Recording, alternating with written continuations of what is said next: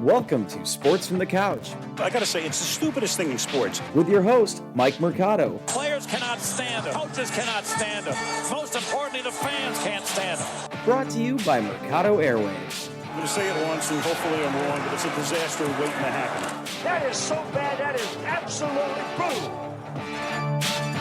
Hello and welcome in, friends, to another edition of Sports from the Couch here on Mercado Airwaves. I'm your host, Mike Mercado, and I want to thank you so much for making us a part of your day as we start off the month of July 2021 here in the greatest city in the world, Chicago, IL. Thank you guys so much for making us a part of your holiday weekend coming up this Independence Day weekend. And of course, for all of you international fans, welcome on in. Before we get into today's episode, it is going to be a doozy. The Chicago Cubs are in trouble. We need to talk about it and so much more. Before we get to all that, let's go ahead and take care of some housekeeping notes. You can follow us all over the universe. I'm on Twitter at Mike and Media, Instagram, Mike Mercado Media, and you could be interactive with the show on Twitter at Couch Sports Talk. And if you would like to keep up to date with all the other shows we're doing on the network, the Two Nerds of a Feather podcast, the Good Brothers, the Gone Missing podcast, Murder Mysteries and more, our interviews, and so much more, follow us on Twitter at Mercado Airwaves, as well as liking, rating, reviewing, and sharing us wherever you get your favorite podcast at Mercado Airwaves. If you would like to see the video version of the podcast, we have now two ways you could do that. You can go to youtube.com/Mercado Airwaves Network and make sure you give us a thumbs up. And you can find us on Roku. That's right, we are partnering with the amazing people over at the Rewind Sport 60. Shout out to Jerry Riles, a institute here in the city of Chicago. So make sure you guys are checking us out over there on the Roku channel, the Rewind Sport 60. Rewind. It's a wonderful channel they're doing over on Roku, the Rewind Sports 60. We love what they're doing. It is a fun home, a welcoming place for all of us to be together and make a community. So that's youtube.com/Mercado Airwaves Network. And of course, our brand new home over on Roku at the Rewind Sports 60. You guys can also like us on Facebook at Mercado Airwaves. Visit us at Patreon, patreon.com/Mercado Airwaves. And you can also buy some swag at teespring.com/Mercado Airwaves. All right, guys, with all the housekeeping done, let's get right into this episode. And my thesis, my statement, the thing I want to get through to today's episode between you and I here on Sports from the Couch is, should you be optimistic, worried, or panicking about the Chicago Cubs at the start of this July month in 2021? It has been a crazy season, to say the least, for the Chicago Cubs, even from the offseason to this very point. And I have a bunch of things I want to get into, so please, as we're going along, make sure you guys are following us all over the universe and be interactive with us and let us know your thoughts, if you agree, disagree, and kind of where you're at as a fandom. Maybe not even as a Cub fan, but as a baseball fan, how you feel about this organization right now. So at this point, halfway through the season, the Cubs have played half of their games already. They are 42-39, and they're 3-7 in their last 10 games. Now, to be honest with you, even at 42-39, you would take that knowing full well kind of where this offseason had led us to. But it's the way that we've seen this team go 42-39. And of course, this is coming off of last night's game, yesterday afternoon's game, of a 15-7 loss. And really, for a lot of people, that felt like a backbreaker for the Chicago Cubs. It felt like the moment in which we saw the window being closed on this regime, on this core of guys. And when you're speaking of the 2021 Cubs as of July 1st, 2021, you have to admit that they've been ravaged by injuries. But when I say that, I also think it's fair that any sport that played during the summertime of COVID-19 last year, 2020, they're being affected by injuries. We're seeing in the NBA playoffs right now, between Milwaukee, between Atlanta, between Phoenix, who was not going to the finals, and then obviously what happened with the Clippers. We saw what happened with Denver. We saw what happened with LA. We saw what happened with Utah. It just go on and on and on and on and on. All the sports that had to play, did their own bubbles, made sure that they got through a season, are seeing the ramifications of it right now, the repercussions of making that decision. So while it is, it is fair. You have to mention that they don't have Nico Horner. They don't have David Bodie. Anthony Rizzo has been in and out of the lineup with a bad back. Chris Bryant, who was an MVP candidate, an MVP trajectory for this season, has slowed down a little bit. You have to think it's because he's playing 6 different positions. The man's going to get tired. He's carrying your team. Tapera got hurt. You just keep going down the list. At points, Jason Hayward, where Matt Duffy's been hurt. It happens. You just lost your catcher in the last play of the game 2 nights ago. This has been they've been ravaged. But so have the Chicago White Sox. So have the New York Yankees, the Boston Red Sox. Go down every team in baseball at one point or another have been injured. Look at the Cleveland Indians. Their entire pitching rotation has been messed up. Cheers to you all. It's easy to try to find an excuse because there are plenty out there, right? But it doesn't change the fact that we all knew that the month of May and the month of June were going to be real telling for this team, especially June, knowing how hard their schedule was going to be. Now, part of the reason why you do try to have yourself these early runs in April and in May is so that if you have a bad June, that you're able to recover in July, August, and make a run in September for October. The issue with this Cubs team and how they cannot afford that type of mentality is their ownership, is their management. Look at it this way, right? You've lost 15 of the last 7. You're 42-39. You lost 15-7 last night, but you're 3-7 in the last 10. 3-7 in the last 10. You're 42-39. You're 6 games back in Milwaukee. Okay? When is the tipping point for Jed Hoyer? We've talked about it here. I'm a Cub fan, right? Obviously. Cover sports. Try to be objective. Where at any point of this season did you think the Chicago Cubs could legitimately win a World Series? Not in the anything can happen, this is sports, you got to play the game. All of that is true. But all we can do is speculate, guess, and make educated guesses at that.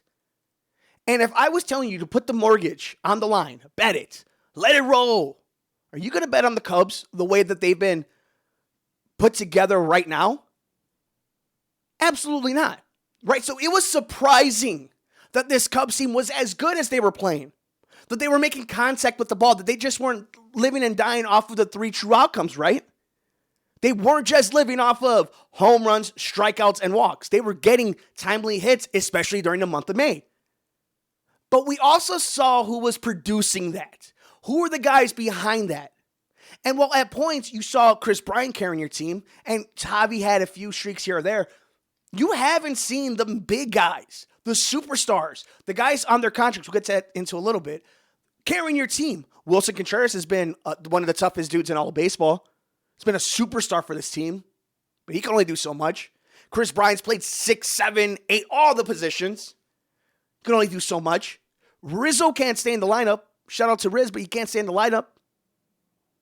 And then it doesn't help when you have all these other guys around that you let go. And we've talked about it. And I guess this is kind of the idea of the Jed Hoyer and the ownership. They told us what their plan was going into this offseason. When you traded Yu Darvish for a pitcher who's been okay in Zach Davies, right? But then for 4 prospects. Where are these guys? You don't hear any rumblings about that. That was a cash dump. That was not we're addition by subtraction. We might take a step back, but we like our future lottery tickets perhaps. That wasn't that. You wanted to get rid of that money. Kyle Schwarber has been the best baseball player the last 2 weeks. And again, the Jock Peterson, Kyle Schwarber thing, I get it. It's you're running in circles. But the thing that angers me about that more specifically is not that you lost Kyle Schwarber or that you brought in Jock Peterson. It's your excuse for doing it because it was a few $1 million cheaper. That should not be a problem for the Chicago Cubs. And I think it was Gordon Whitmire who actually just came out with a piece about the difference between the Chicago Cubs and the LA Dodgers. And you look at the Dodgers, right? When you look at the Dodgers, when you hear about them in national news, you assume that everybody on their team is getting paid hundreds of millions of dollars and that's why they're in the position they're in. But that's not the case. What's happened is they've paid a lot of their main guys, a lot of the superstars that help them win, and they developed guys. They brought guys up that have worked out. So now you're looking at this team right now. You're missing Nico Horner, who was a young guy who was helping you and engaging on the offense and making sure he was developing. But then you look around like Ian Happ. You saw what happened when he's in a position where he could play every day. It's not working out that way for him. And that's just, and I don't want to single out Ian Happ, but look at the Dodgers, look at the Cubs. And I only bring this up because let's say Jed Hoyer does want to pull the trigger, right? And let's say he wants to do the full rebuild, which is kind of crazy to me. Because the whole idea of the infrastructure of owning everything in Wrigleyville and then revamping the stadium and investing in it is, you would think, to have a winner. But if they decide that they're going to tear it down and not keep any of their guys, literally start from scratch like they did 6-7 years ago, I don't know how this fan base is going to take it. You know, it'll be one thing if they say, we've re-signed Javi or Chris Bryant, we got Wilson, so on, we traded so on and so forth. You started trading pieces, but you still have some building blocks, a foundation for the next 5 years to add to that. Okay, doesn't seem fun.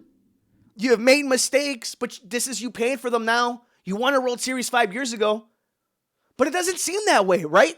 If you're a Cub fan watching it, if you're a baseball fan watching Marquee Network, which is another stream of revenue that they have, so don't let them cry poor to you. They're going to do the rebuild all over again? They're going to do it, and they're going to expect fans to watch? It's a hard sell. It's a hard sell. And if you're looking for a full-blown rebuild, do you trust everybody who's involved? Look at Jed Hoyer has a good track record as the second guy, as the guy behind Theo. It's not Theo running your team anymore. Epstein's is trying to control spin rate. He doesn't have time to control what's going on here in Chicago. It's becoming a interesting situation here because I think for most fans, and I think for most teams, if we were in a moment and in a time where we were saying, well, don't overreact. We're only halfway through the season. There's still a lot of baseball left. I think you'd be correct. You would make the most logical sense. But right now, we're not talking about logic.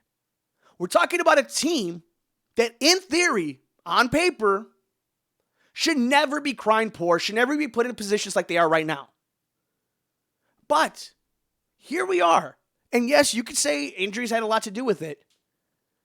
But you told us what you were doing when you traded Yu Darvish. It goes back to that. It goes back to that moment that you were waving the white flag in December. For what? For what? Can you explain to me how that has benefited this team? Honestly, like if you could tell me, for example, the Quintana and Eloy trade, right? I can explain to you, I can sell you the reason why it was valuable at the time to make that move. I can't tell you why Yu Darvish was traded from this team. I can't tell you why a wonderful catcher like Caratini's not on this team anymore. Think about how nice it would be to have Victor Caratini back on this team. It doesn't make any sense to me. So, we round back, right? 15-7. That final score, right? How it felt like that might be the end. The window's closing or something. Well, then let's say you overcome that, right? In the idea, like, out of sight, out of mind, it happened. There's bad baseball games, right? A bad day in the office. And people want to say that June was this horrible time, and I'm actually going to look it up right now as we're talking, that June was this horrible time for the Cubs, and the schedule was going to be nasty.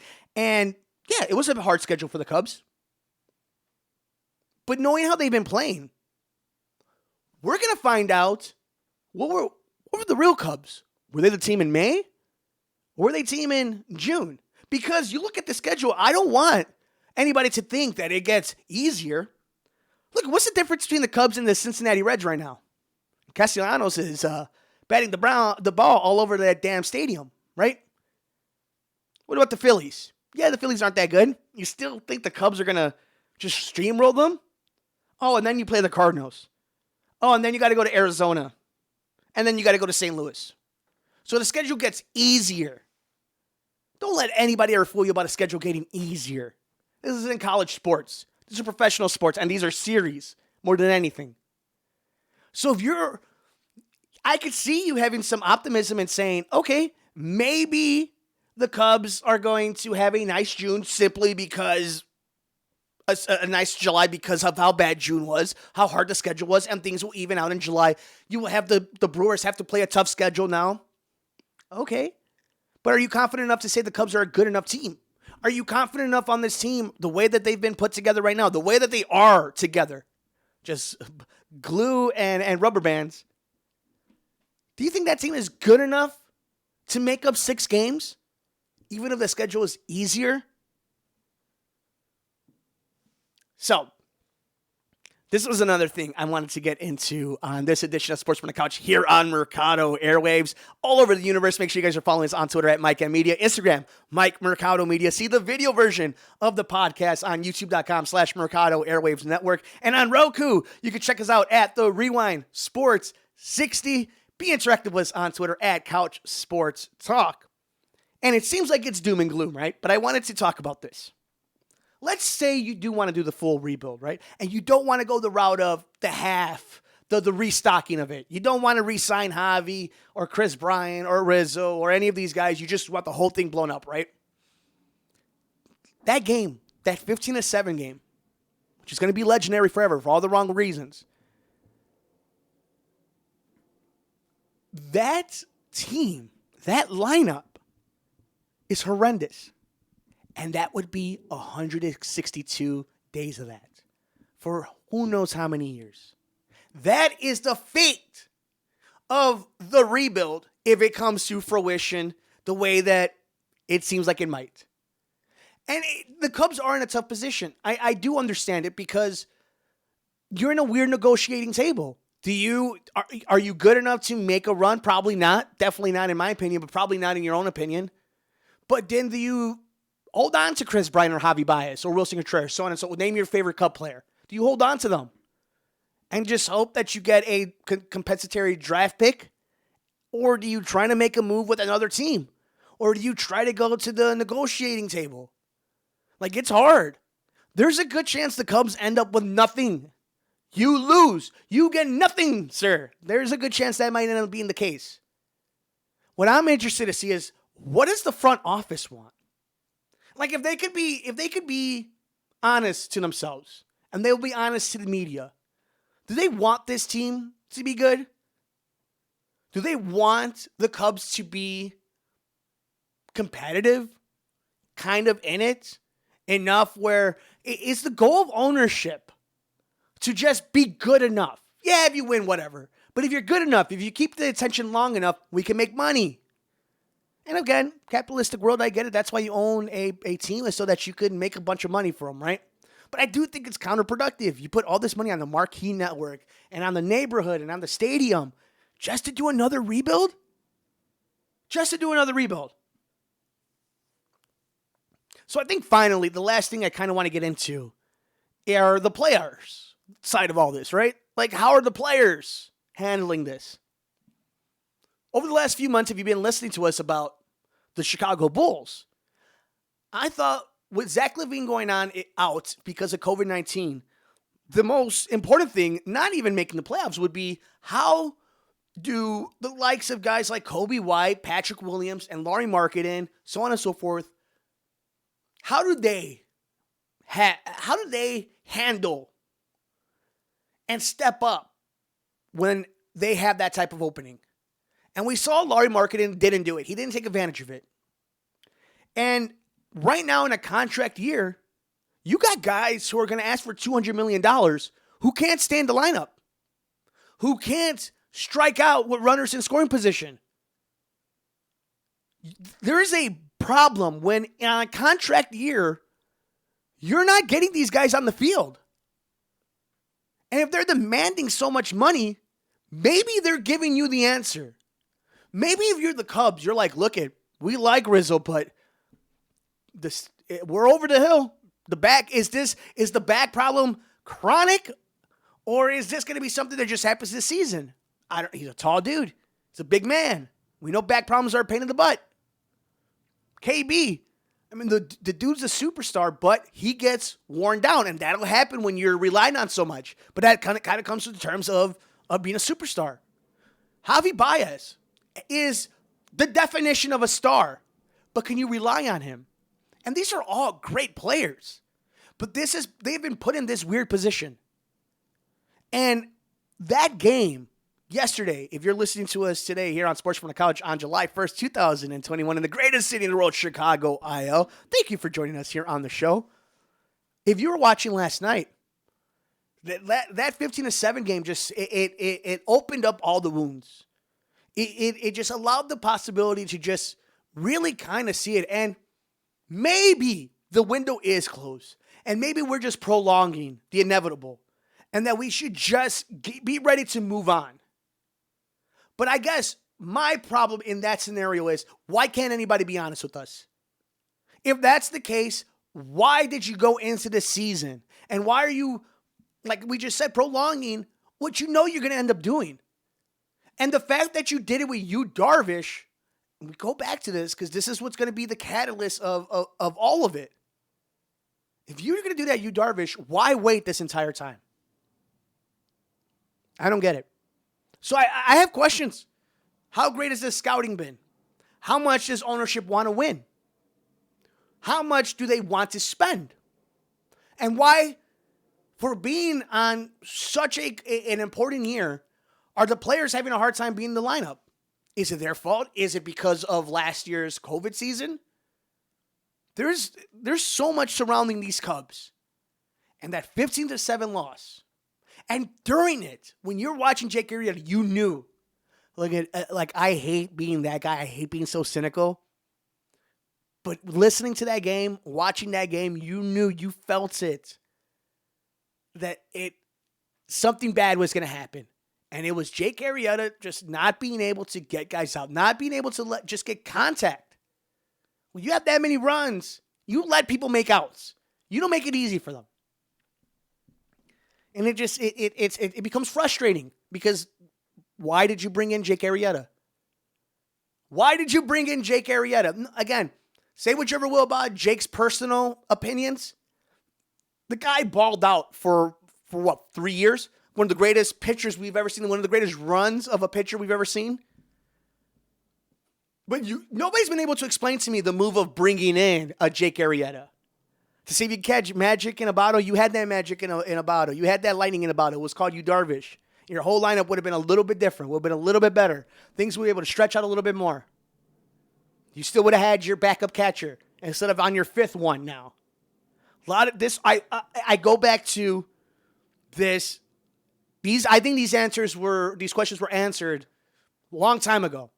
It's just now everything is coming together and everything is surfacing. But they told us this offseason what their plans were. And the Cubs, with their beginning of the season, the runs that they were on, they made it a little bit more interesting and difficult. But I think for all of us, the big question, and I want you guys to let me know, and you can let me know all over the universe, will July be more like May and the Cubs will be right back in this division race? Or is June the first nail on the coffin for this season and possibly this core of players? I want to know your thoughts, but it seems to me, I don't ever necessarily think that 15-7 and this game that we just saw and the season that is, I don't think that was the nail in the coffin. I believe the nail in the coffin is when your best pitcher ended up in San Diego for nothing. And for a lot of Cub fans, it's been frustrating.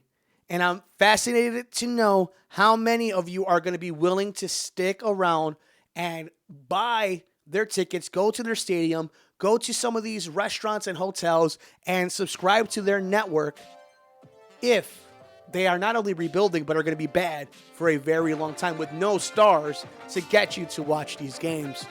But with that, That'll do it for us on this edition of Sports from the Couch here on Mercado Airwaves. I know for a lot of people, this has just been a long time coming for the Cubs to kind of implode and start anew, see the next journey for the title. I know for a lot of people, they're not looking forward to a rebuild. They kind of want a soft reboot, if you will. They want to see their favorite players resign. I want to know what your opinion is, though. Make sure you're following us all over the universe. I'm on Twitter at Mike M Media, Instagram, Mike Mercado Media, and you can be interactive with the show on Twitter at Couch Sports Talk.